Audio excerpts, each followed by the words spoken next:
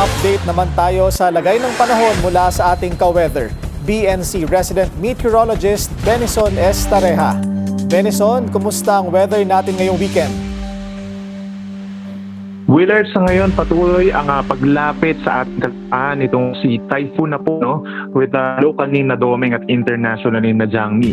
Huli itong namataan kanina alas 4 ng hapon, 815 kilometers kailangan ng Northern Luzon. Meron na hangin na 120 kilometers per hour malapit sa gitna at may pagbugso hanggang 150 kilometers per hour. At patuloy na kumikilos Hilagang Kanluran at 20 kilometers per hour.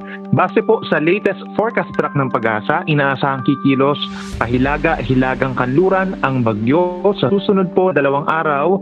So ibig sabihin mananatili lamang po ito dito sa northern portion of Philippine Sea at maaaring lumabas ng ating PAR pagsapit po ng Monday ng tanghali or hapon habang tumatawid dito sa may Okinawa, Japan.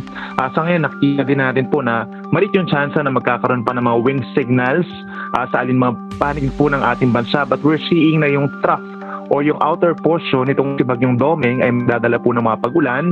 Paminsan-minsan malakas sa ulan sa silangang pagdipunan Luzon. Within 24 hours, mataas ang chance ng ulan sa may Batanes, Cagayan, Isabela, Aurora, and Quezon Province. Kaya't mag-ingat po sa mga banta ng baha at landslides. Habang dito naman po sa kabilang banda, merong habagat or southwest monsoon na unti-unting pinalalakas at palalakasin sa susunod 3 araw nitong si Bagyong Domeng.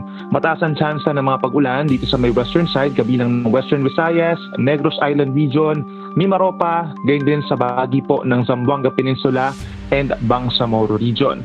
Kasi naman sa ating latest index observed, meron po tayo na itala na 52 degrees Celsius na maximum heat index dito sa Borongan, Eastern Samar. Yan na po ang highest na nag-start ang ating dry season.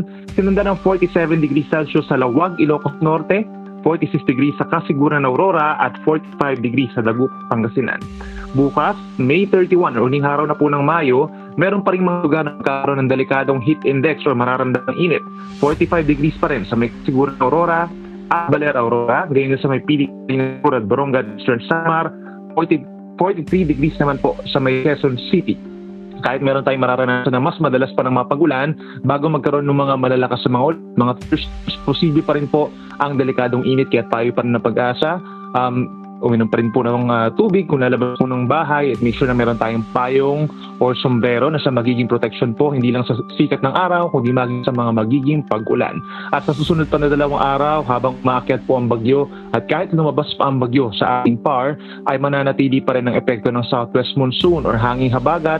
At inuulit natin, mataas pa rin ang tsansa ng mga pag-ulan sa western sections of Luzon and Visayas, kabilang ng Ilocos Region, Zambales, Bataan, halos buong Calabarzon, even Metro Manila, Mimaropa, Western Visayas, and Negros Island Region.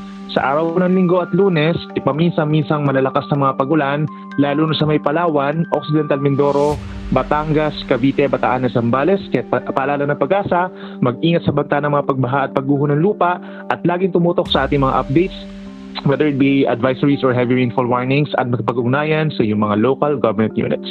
At yan muna napapanong balita ngayong weekend. Ako po inyong ka-weather, Benison S. Tareja. Balik sa inyo. Maraming salamat, BNC resident meteorologist Benison S. Tareja para sa weather update.